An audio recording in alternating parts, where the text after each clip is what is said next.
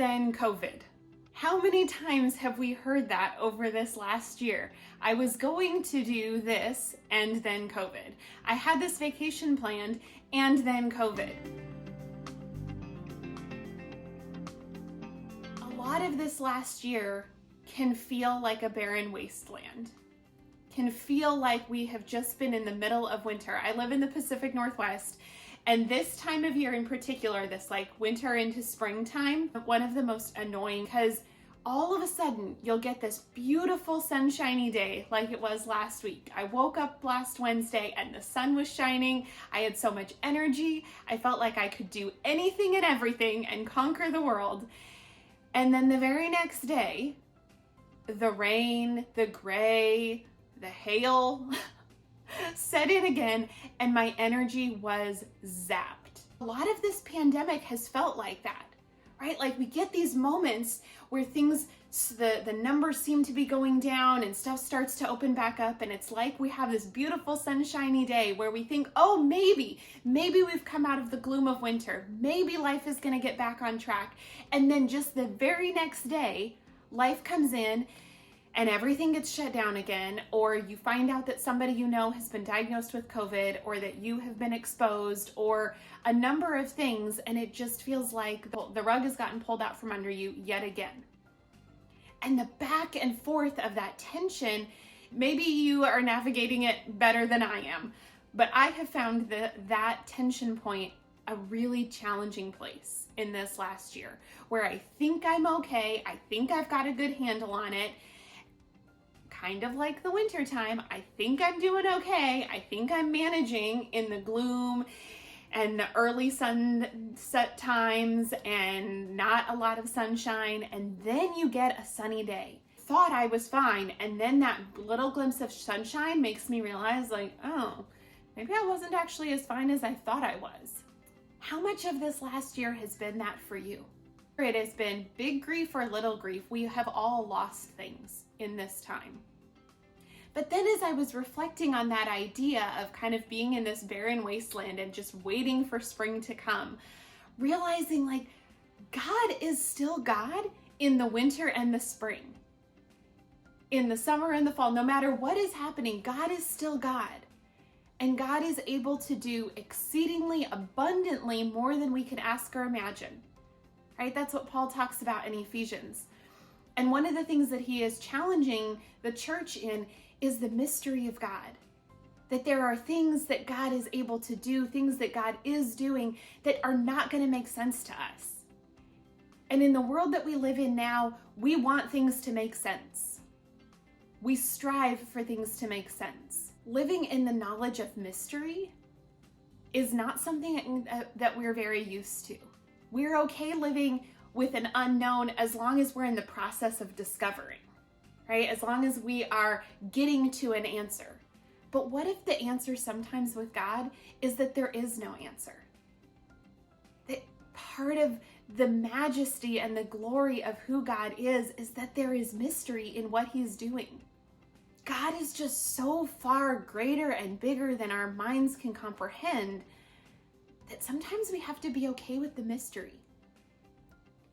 And that got me thinking about who God is. Been in this Bible study at church where we're digging into the names of God, and the first one that we studied was Elohim, God the mighty creator.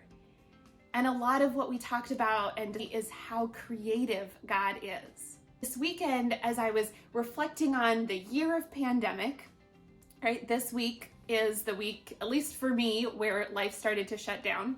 It's been a roller coaster of a year.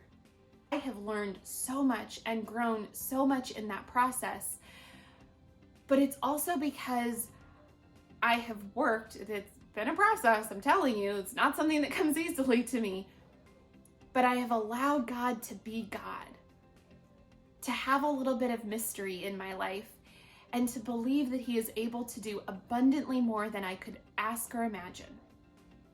How much of our lives are spent wishing that God would rebuild things that have fallen down? How much of our lives do we wish that things would go back to the way that they were? think that's been a lot of the COVID conversation, right? When can we get back to normal? When will life get back? And maybe the question isn't about getting back, but about what God is doing moving forward.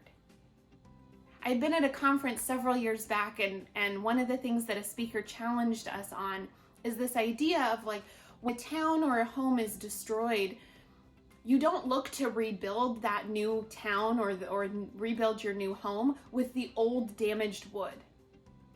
You might rebuild something that looks very similar, but it's not going to be exactly the same because at the very least it has new material.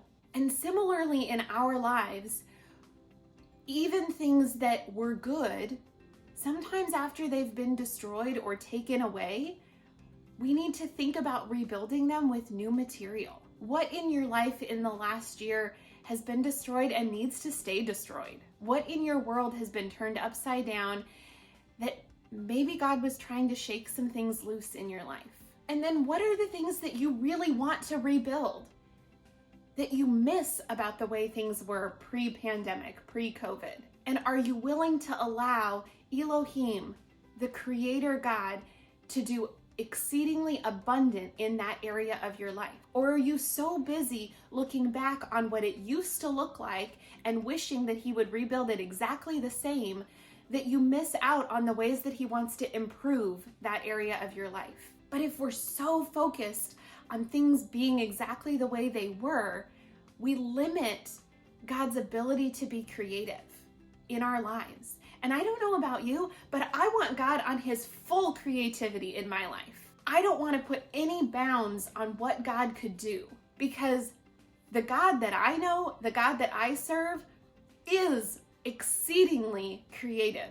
The world, when I look around, is beautiful. I don't think I ever could have thought up something like that.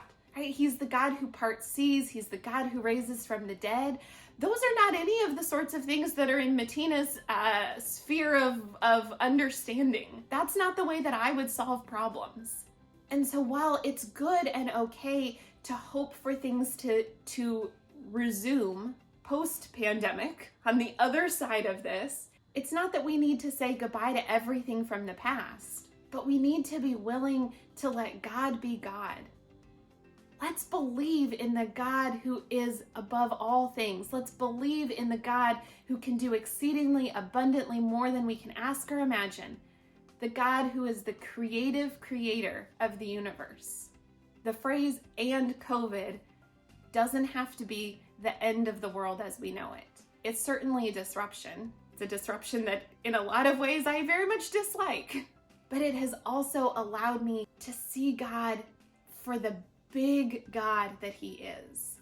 Because the things that he's done in me, through me, in my sphere of contact in the last year, a lot of those things I don't think I ever could have thought possible. Even this channel. Part of this channel came out of pandemic. I mean, it started pre-pandemic, but it was because I felt this pull to start sharing the things that God was doing in my life. And because of things being shut down, there hasn't been opportunities to gather, to speak at events, to be with groups of people. But the internet allows me to still share those things, to sift through my own thoughts, to learn things, to challenge myself, and to connect with people across the world that I never would have connected with. So if you are one of my new YouTube or Instagram friends, I'm glad to know you. I'm glad that God has allowed me to be part of your journey. Thank you for being part of mine. Your comments are so encouraging to me. It just reminds me and builds my faith of what God is doing and how global and overarching and big our God is. So what I want to leave you with today is, don't think of this COVID time as a barren wasteland. God is creative. God is moving. Would you allow him to be creative in your life and see what happens?